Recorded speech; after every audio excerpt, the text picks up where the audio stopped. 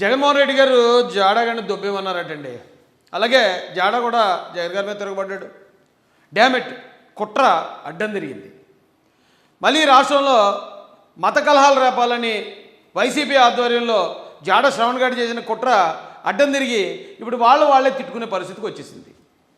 దీని పూర్వపరంలోకి వెళ్దామండి. ఎందుకంటే వైసీపీ కూటమి అధికారంలోకి వచ్చిన దగ్గర నుంచి ఏదైనా చిన్న ఇష్యూ జరిగితే కులానికి ఆపాదించేయటం, ఏదైనా చిన్న విషయం జరిగితే ఒక యాక్సిడెంట్ జరిగితే మతానికి ఆపాదించేయటం, చాలా భయంకరమైన కుట్రలు చేద్దామని ప్రయత్నించింది.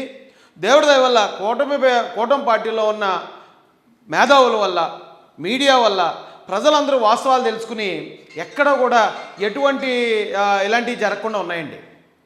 ఎటువంటి అల్లర్లు జరగకుండా ఉన్నాయి. అలాగే మరొకసారి ట్రై చేశారు వీళ్ళు, అది కూడా ఫెయిల్ అయింది.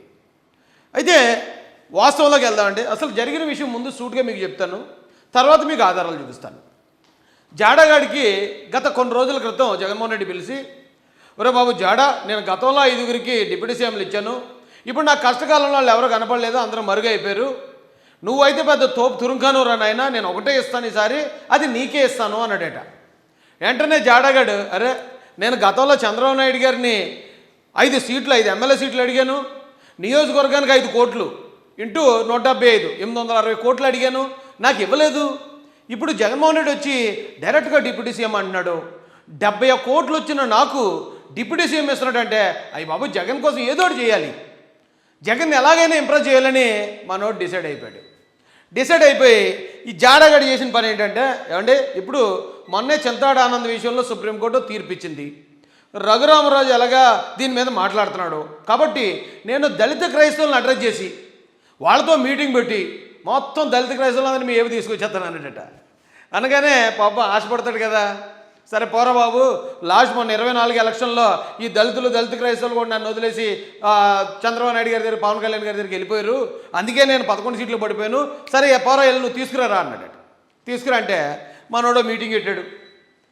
అంతా కరెక్ట్గా మేనేజ్ చేశానే, ఎక్కడ దొరికిపోయాను అన్నట్టు ఆ మీటింగ్లో మనోడు మాట్లాడిన మాటలు, తద్వారా జరిగిన సంఘటనల వల్ల అడ్డంగా బుక్ అయిపోయి ఈ రోజున జగన్, రే నీ అబ్బా నువ్వు ఎవరికి తెలియకుండా నువ్వేదో చేస్తావు అనుకుంటే నువ్వేట్రా నన్ను ఇరికించో అని దొబ్బేమన్నాడు. దొబ్బేస్తే ఈడు ఊరుకుంటాడా? అక్కడ 860 కోట్లు 5 సీట్లు బ్లాక్మెయిల్ చేసినోడు వీడు చంద్రబాబు నాయుడు గారిని. మరి అతను డిప్యూటీ సీఎం ఇస్తానని చేస్తే ఊరుకుంటాడు ఈడు రివర్స్ అయిపోయాడు. ఆ విషయాలు ఏంటనేది ఈవేళ ఈ లైవ్ ద్వారా మీకు తెలియజేస్తానండి. అయ్యా రండి మాట్లాడదాం. ఫస్ట్ నేను మొన్న మీటింగ్ పెట్టాడు, ముందు ఆ మీటింగ్ గురించి వెళ్దాం. ఈ మీటింగ్ పేరు దళిత క్రైస్తవ సమర శంఖారావం. ఏంటండి అది? దళిత క్రైస్తవ సమర శంఖారావం అని మనోడు ఒక శంఖం ఒకటి ఇలా ఊత్తు పెట్టాడు మీటింగ్. ఆ మీటింగ్కి ఎవరెవరో వచ్చారు. ఇగో ఇక్కడ రావణ్ ఇప్పుడు అరెస్ట్ అయిన ఆయన వచ్చాడు, అలాగే మా కేఎస్ ప్రసాద్ గారు వచ్చారు, ఏమండి మచ్చల నాగమల్లేశ్వర్ గారు అనుకుంటా వైఎస్ఆర్సీపీ అధికార ప్రతినిధి గారు నీలం కండువ వేసుకుని తను కూడా వచ్చారు. ఇక ఎవరెవరో ఉన్నారో వీళ్ళెవరో నాకు పూర్తిగా తెలియదండి వీళ్ళందరూని. ఇందులో దళితులు క్రైస్తవులు చాలా తక్కువ మంది ఉన్నారు. ఇప్పుడు ఇంత చెప్తున్న జాడగాడే దళిత క్రైస్తవుడు కాదంటాడు, ఆడే చెప్తాడు నేను దళిత క్రైస్తవుడు కాదంటాడు. ఏమండి కేఎస్ ప్రసాద్ గారు దళితుడు కాదు, క్రైస్తవుడు కాదు. ఏమండి ప్రశ్న రావణ్ గారు దళితుడు కాదు, క్రైస్తవుడు కాదు. దళితుడు కాకుండా క్రైస్తవుడు కాకుండా దళిత క్రైస్తవ సమర శంఖారావం ఏంటి అసలు? అది శంఖారావం కాదు, మూల శంఖారావం అని చెప్పి ప్రజలు అంటున్నారు. అయితే ఈ శంఖారావంలో మన వాళ్ళు కొన్ని శంఖాలు ఊదారు. నిజానికి ఇదే సభకి కొంతమంది నిజమైన దళిత క్రైస్తవులు వచ్చారు. ఒక ఆంధ్ర యూనివర్సిటీ ప్రొఫెసర్ గారు వచ్చారు, ఒక లెక్చరర్ గారు వచ్చారు, అలాగే ఎంఆర్పిఎస్ నుంచి బ్రహ్మయ్య అని చెప్పి ఓ మంచి నాయకుడు వచ్చాడండి. వీళ్ళందరూ మొదలుపెట్టిన తర్వాత దళిత క్రైస్తవుల సమస్య 1950లోది. ఆ సమస్య మీద మనం దాని పరిష్కారం రావాలంటే ఏం చేయాలని చాలా గొప్పగా ప్రసంగించిన తర్వాత ఆ బ్రహ్మయ్య గారికి అయితే మంచిగా మాట్లాడుతున్నాడని ఇమీడియట్గా కట్ చేసి ఆయన్ని బయటకు పంపేసి వీళ్ళు ఇచ్చుకున్నారండి. ఇక్కడ ఏం జరిగిందంటే అండి, చాలా సినిమాల్లో మనం చూస్తుంటాం, మనం న్యాయం అడుగుదామరండి, ధర్నా చేద్దామరండి అని ప్రజలందరినీ రెచ్చగొట్టి వాళ్ళందరినీ కలెక్టర్ ఆఫీస్ దగ్గరికి తీసుకెళ్ళి వాళ్ళందరూ ప్రశాంతంగా ధర్నా చేస్తుంటే అందులో ఈ జాడగాళ్ళు అంటూ దూరి పోలీసుల మీద రాయలు తీసరటం, లేకపోతే ఎవరినన్నా పోలీసుని కొట్టేయడం చేస్తారు. చేసినప్పుడు ఆటోమేటిక్ ఏమవుద్ది, పోలీసు మొత్తం వీళ్ళందరికీ వచ్చేస్తుంది కదా బ్యాడ్, మొత్తం శాంతియుతంగా చేసేవాళ్ళని కూడా అటాక్ చేస్తారు. ఎప్పుడైతే ఇలాంటి వాడు చేసిన పని మొత్తం అక్కడ ప్రశాంతంగా ధర్నా చేసే వాళ్ళు అందరూ దెబ్బలు తినేస్తారు, కాల్పులకు చచ్చిపోతారు. సేమ్ అదే స్ట్రాటజీ నిన్న వైసీపీ చేసింది. వీళ్ళ పేరేమో దళిత క్రైస్తవ శంకర్రావు, కానీ వీళ్ళు మాట్లాడింది ఎవరిని తిట్టారండి? మీరు అందరూ చూసే ఉంటారు, అవి మళ్ళీ చూపించక్కర్లే. చంద్రబాబు నాయుడు గారిని తిట్టారు, పవన్ కళ్యాణ్ గారిని తిట్టారు. ఓకే, రాధా మనోహర్ దాసునో లేకపోతే త్రిపుల్ ఆర్ గారిని వాళ్ళు తిట్టుకున్నారంటే వాళ్ళు తిట్టుకుంటారో, వాళ్ళు వేరే గొడవలు ఉన్నాయి. అసలు వీళ్ళకి 1950లో వచ్చిన ప్రెసిడెన్షియల్ ఆర్డర్కి ఏంటి సంబంధం? సమస్య ఎక్కడ ఉంది? వీళ్ళు ఎవరిని తిట్టారు? అసలు ఇందులో చాలామంది దళిత క్రైస్తవులు కాకుండా అసలు ఇందులోకి ఎందుకు దూరారు? ఎందుకు వైసీపీ అధికార ప్రతినిధిని ఇక్కడ అపాయింట్ చేసి కూర్చోబెట్టారు? అర్థమైపోయింది కదండి ప్రజలందరికీ. అది కథ. అయితే దీనిలో వీళ్ళు చాలా దారుణం మాట్లాడారండి. ఆ మాట్లాడిన మాటలో మీకు పాయింట్ వైజ్ చూపిస్తాను. ముందైతే ఇప్పుడు మనోడు పడుతున్న బాధ ఏంటో చూపిస్తాను. జాడా చాలా బాధపడుతున్నాడు, చాలా ఇబ్బంది పడుతున్నాడు. ఆ ఇబ్బంది ఎందుకు వచ్చింది ఏంటనేది ఒకసారి చూపిస్తాను. ఒకసారి ఈ మాటలు వినిపిస్తాను రండి. ఫస్ట్ అయితే జగన్ గారితో మనోడికి వచ్చింది చూపించేస్తాను, తర్వాత మిగతాదంతా మాట్లాడుకుందాం రండి. వీళ్ళిద్దరికీ చెడిందనే విషయం ఇక్కడ మాట్లాడిన తర్వాత అర్థమైంది. ఎందుకు చెడు ఉంటుంది అది కూడా ఆలోచించండి మీరు. ఈయన్ని స్పైగా ఉపయోగించారు జగన్ గారు. ఒరే సీక్రెట్గా నువ్వు వెళ్ళి దళిత క్రైస్తవ ముసుగేసుకుని మొత్తానికి అల్లాలు రెచ్చగొట్టే అక్కడికి ఆ వేదిక మీద ఎక్కి నువ్వు త్రిపుల్ ఆర్ గారినో హిందువులను వాళ్ళ బేబచ్చగా నీ నోటుకు వచ్చినట్టు తిట్టే ఎలాగా వాళ్ళు నిన్ను అరెస్ట్ చేయడమో లేకపోతే నీ మీద దాడి చేయడమో జరుగుతుంది. వెంటనే నీకు దళితులను కొట్టారు, క్రైస్తవులను కొట్టారు, కూటమి ప్రభుత్వంలో మాకు ఇది లేదా అని చెప్పి డాష్ ఏడుపులు ఏడిచేయి, అప్పుడు నాకు ఎంతో కొంత ఓట్ బ్యాంక్ క్రియేట్ అవుతుంది అనేది వీడికి ఇచ్చిన టాస్క్. మరి ఈడేం చేశాడు? అక్కడికి వెళ్ళి నేను డిప్యూటీ సీఎం అవుతా అని అసలు విషయాన్ని బయటకు కక్కేశాడు. వీళ్ళు ఇంటర్నల్గా జరిగిందాన్ని నేను డిప్యూటీ సీఎం అవుతానుగానే జనాలందరికీ అర్థమైపోయింది. ఓకే, వీడికి జగన్ డిప్యూటీ సీఎం ఇస్తున్నట్టున్నాడు. వీడు ఎప్పుడైతే త్రిపుల్ ఆర్ని లేకపోతే ఇంకొక అమారా ప్రసాద్ని మరొకరిని తిడుతున్నాడో, అసలు సంబంధం లేని వాళ్ళు ఎందుకు తిడుతున్నాడో, సో వీడు గొడవలు రెచ్చగొట్టడానికి వచ్చాడు, ఎదురుగా ఉన్న క్రైస్తవులను గొడవలకి ప్రేరేపించడానికి వచ్చాడని అర్థమైపోయింది. నేనేం చేశాను, చక్కగా వీడు ఇంతకుముందు మాట్లాడినా మొన్నే ఒక సీక్రెట్ సమావేశంలో మాట్లాడినా ఒక 2 ఆడియోలు తీసుకెళ్ళి ప్రెస్ మీట్లు వినిపించాను. కావాలనే గొడవలు చేస్తాం, అరెస్ట్ అయితే ట్రైన్లు తగలబెడతాం, బస్సులు తగలబెడతాం అని వీళ్ళు అనుచరుడు ఈడు మాట్లాడుకున్న మాటలనే బయట పెట్టేశాను. అలాగే డిప్యూటీ సీఎం కోసం ఈడు మాట్లాడిన మాటలు జగన్కి ఈడికి జరిగిన ఒప్పందం బయట పెట్టేశాను. బయట పెట్టేటప్పటికి జగన్ వెంటనే సినిమాలోనే చూపిస్తారు చూడండి, ఎవరినన్నా లేపేమని కొంతమందిని పంపిస్తారు ముందు మెయిన్ విలన్. వాళ్ళు వెళ్ళి అక్కడ దొరికేస్తారు, అడిని అరెస్ట్ చేస్తారు. వెంటనే మెయిన్ విలన్ ఏం చేస్తాడు, రే ఆడు కానీ పోలీసులకు నిజం చెప్పాడంటే మనం దొరికేస్తాం అని చంపేయండి అని ఎవరినైతే పంపించాడో అన్నీ లేపేస్తారు. ఇది సినిమాలో జరిగేదే, ఇక్కడ కూడా అదే జరుగుతుంది. జగన్మోహన్ రెడ్డి గారు ఈయన అపాయింట్ చేసి వదిలాడు ముందు, వీడు దొరికేశాడు. దొరికేతో రే ఆడు మనకు సంబంధం లేదన్నట్టు అన్ని వదిలేయండి, లేదంటే మొత్తం ఇదంతా బ్లేమ్ మన మీదకి వస్తుందని ఇన్ని వదిలేశాడు. వదిలేస్తే మనోడు ఏడుపులు చూడాలండి. కానీ ఎదవలు వెంటనే దొరికిపోయి ఇలా శిక్ష అనిపిస్తూ ఉంటే దేవుడి మీద ఒక నమ్మకం ఏర్పడుతుందండి. ప్రజలు కూడా వేళ ఇంత ప్రశాంతంగా ఉన్నారంటే కారణం వీడు ఎదవైపోయాడు. ఈ ఎదవతనం జనాలు తెలిసిపోవటమే. అయ్యా వీడేం మాట్లాడతాడు చూద్దాం రండి.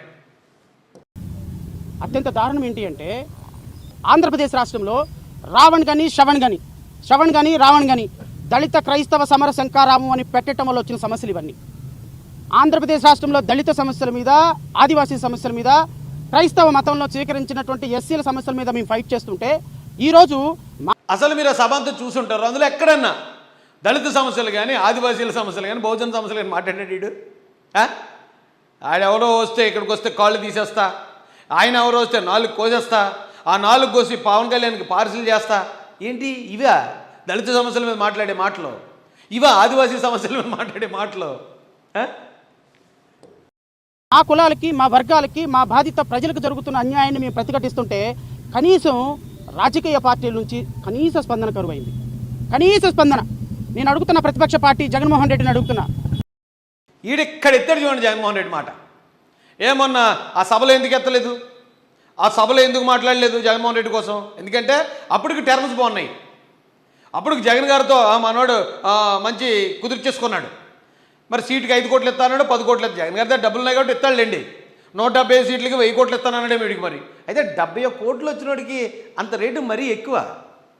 అదొకటైతే అప్పుడు టర్మ్స్ బాగున్నాయి. అందుకే వీడు ఏలూరు సభలో ఏం మాట్లాడలేదు జగన్ గారి కోసం. ఇక్కడ మాట్లాడుతున్నాడు. ఎందుకు? ఈ మధ్యలో జరిగింది ఏంటి? రాజేష్ మాసాన్ అనేవాడు వెళ్ళి అసలు వాస్తవాన్ని జనాలు చెప్పేశాడు. చెప్పేసేటప్పటికి ఇక మనోడినారు, నువ్వు దొబ్బేరబ్బాయి, నీకు ఇచ్చిన టాస్క్ నువ్వు కంప్లీట్ చేయలేదు, చేయాలి నీ అని వదిలేశాడు.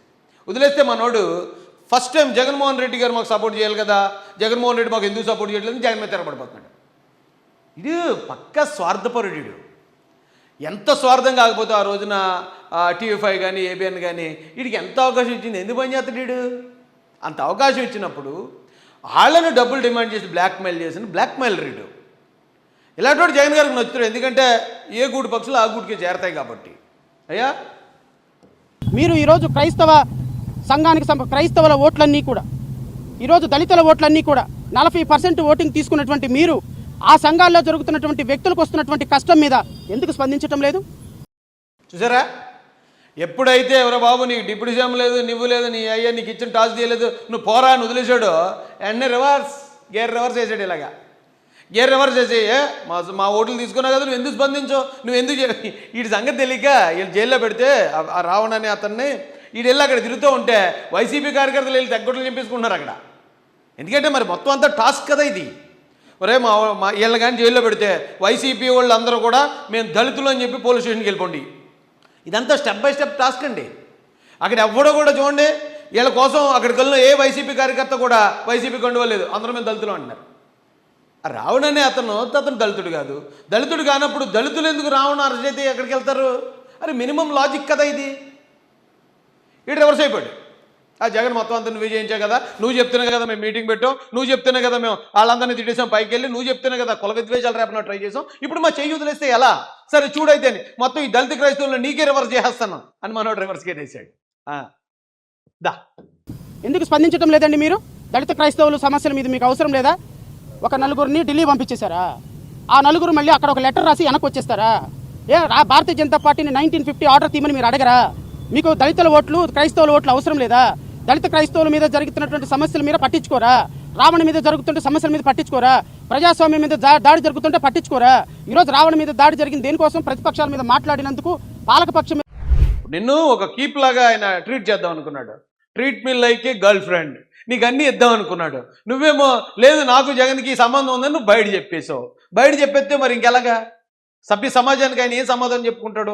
అదే వైసీపీ కార్యకర్తల నాయకులు అడుగుతారు, ఆడు ఏం చేశాడు 71 కోట్లు, ఆడికి నువ్వు డిప్యూటీ సీఎం ఇస్తానన్నమాట, ఈ కోసం ఎన్నోసార్లు మేము తన్నులు తిన్నాం, వాళ్ళని తిట్టాం, వాళ్ళని వీళ్ళని కొట్టడానికి ట్రై చేసాం, రప్ప అన్నాం, మమ్మల్ని అందరూ వదిలేసి ఎవడో ఒక డఫాగాడు వస్తే ఆడికి నువ్వు డిప్యూటీ సీఎం ఎలా ఇచ్చేస్తావని మరి వాళ్ళు అడుగుతారు కదా. వాళ్ళు అడిగితే ఏం సమాధానం చెప్తాడు? అందుకని జస్ట్ అంటే విడాకులు కూడా ఇవ్వక్కర్లేదు నీకు, ఎందుకంటే నేను చేసుకున్నవాడు కాదు, చేసుకున్నదానివి కాదు కాబట్టి జస్ట్ నీకు ఫోన్ ఎత్తడం మానేశాడు, నీ నెంబర్ బ్లాక్ చేశాడు బస్. ఇప్పుడు నువ్వు లభోదీపం అని మాత్రం ఎంత ఏడితే ఏంట్రా ఉపయోగం?